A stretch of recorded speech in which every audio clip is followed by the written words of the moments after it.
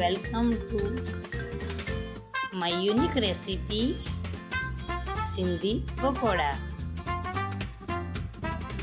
તો ચલો આપણે સ્ટાર્ટ કરીશું. 500 ગ્રામ ડુંગળી લઈશું, 4 મરચી લઈશું જે તીખી હોય છે, ફુદીનો અને કોથમીર, પછી 1 ચમચી ગરમ મસાલો, 1 ચમચી મીઠું, ચપટી હિંગ,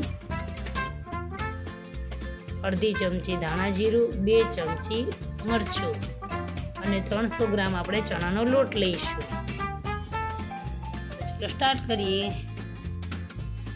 એક બાઉલમાં બધી ડુંગળી નાખીશું કટ કરીને, પછી આપણે એમાં મરચી નાખીશું, ફુદીનો નાખીશું અને પછી કોથમીર નાખીશું.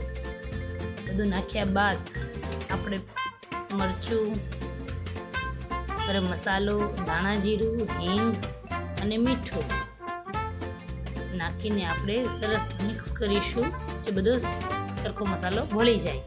પછી આપણે ચણાનો લોટ નાખીશું, પછી ધીમે ધીમે પાણી નાખીને આપણે મિશ્રણ તૈયાર કરીશું. મિશ્રણ એકદમ એ હોવું જોઈએ, બહુ ઢીલું પણ નહીં અને બહુ હાર્ડ પણ નહીં, એવું સોફ્ટ હોવું જોઈએ. તમે જોઈ શકો છો તો આપણે બેટર બનાવવાનું છે. પછી એક બાજુ આપણે તેલ મૂકીને આપણે પકોડા ફ્રાય કરવા માંડવાના છે. આ પકોડા આપણે પહેલાં મોટા મોટા બનાવીશું.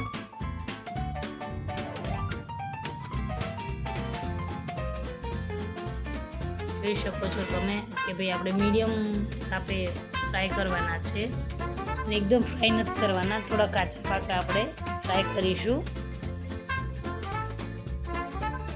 જેથી એકદમ સોફ્ટનેસ એની જળવાઈ રહે અને સારા એવા બને. જોઈ શકો છો તમે મેં કાચા પાકા તળ્યા છે. પછી થોડા ઠંડા થાય એટલે 1ના 4 પીસ કરીશું આપણે. 4 પીસ કરીને જો અવડાવડા ટુકડા કરીશું આપણે સારા એવા. પછી બધા પકોડાના એવા 1ના 4 પીસીસ કરી લઈશું બધાના. જોઈ શકો છો તમે સારા એવા લાગે છે. પછી બધા કટ થઈ ગયા બાદ પછી આપણે પાછા ડીપ ફ્રાય કરવાના છે. જોઈ શકો છો પછી આપણે ગેસ થોડો ફાસ્ટ કરી નાખવાનો અને એકદમ ફૂલ તાપે જ એને સારા એવા ફ્રાય કરવાના. જો ફટાફટ થઈ જાય છે, નેક્સ્ટ ટાઈમ તો સારા એવા થઈ જાય છે. જોઈ શકો છો તમે જ્યાં સુધી બ્રાઉન કલરના ના થાય ત્યાં સુધી આપણે ધીમે ધીમે હલાવતા રહેવાનું છે. અને આ એકદમ ક્રિસ્પી અને સ્પાઇસી પકોડા બને છે. જેને સ્પાઇસી ભાવતું હોય એના માટે બહુ જ ફેવરેટ રેસીપી બની જશે.